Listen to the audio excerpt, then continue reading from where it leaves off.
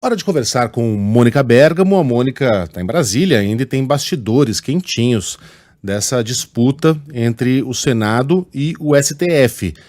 Tá num crescendo, né? Como uma ópera. E geralmente as óperas terminam em tragédia. Será o caso, Mônica? Bom dia.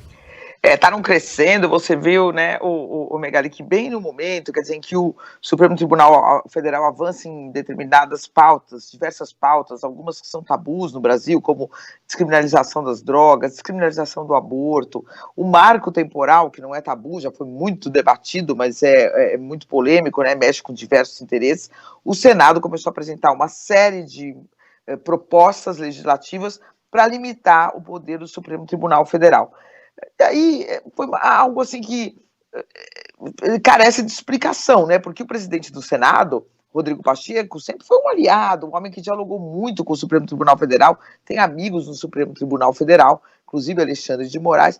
Então todo mundo começou a estranhar o que está acontecendo, por que essas pautas começaram a andar tão rapidamente. É mesmo porque o Senado, de fato, quer delimitar o poder do Supremo, o Supremo está invadindo atribuições de outros poderes, é só por isso mesmo?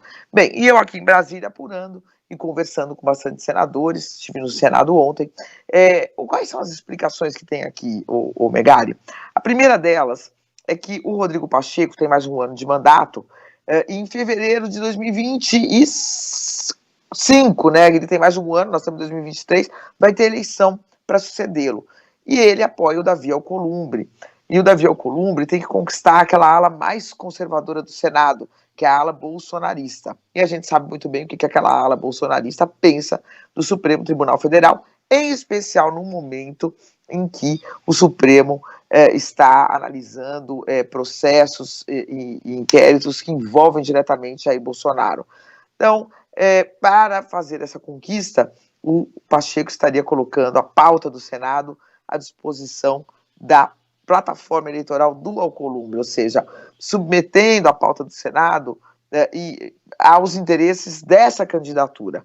Então essa é uma das explicações. A outra, Megali, é que tanto o Amapá, que é a terra do Davi Alcolumbre, quanto Minas Gerais, que é a terra do Rodrigo Pacheco, e onde ele pode se candidatar ao governo, tem várias pretensões políticas, como é totalmente natural, é um estado muito conservador, né?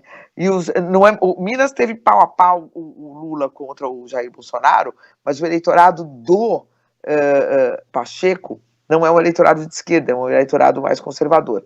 Então essa seria uma outra explicação.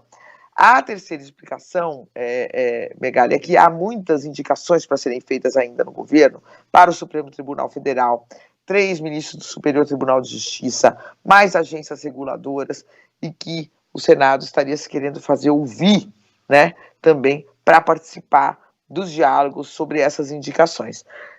E uma quarta razão, e aí sim uma razão de mérito, né, é que, de fato, há um descontentamento com algumas atitudes do Supremo, especialmente aí, conversando agora com uma autoridade hoje cedo, me falou que essa proposta de emenda à Constituição, de mudar a Constituição, para que o ministro do Supremo não possa mais decidir sozinho, monocraticamente, que se chama, sozinho, suspender uma lei, por exemplo, que foi discutida por anos no Congresso, né?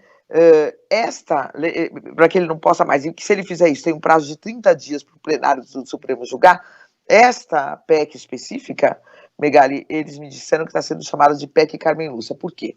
Porque quando se debateu a distribuição dos royalties do petróleo pelo país, né, pelos diversos estados, o Congresso debateu exaustivamente, cada estado fez valer o seu interesse, alguns perderam, alguns ganharam, a Dilma vetou, ela era presidente, ela vetou diversos dispositivos, o Congresso derrubou os vetos dela, ou seja, foi uma discussão acirrada, ampla, demorada.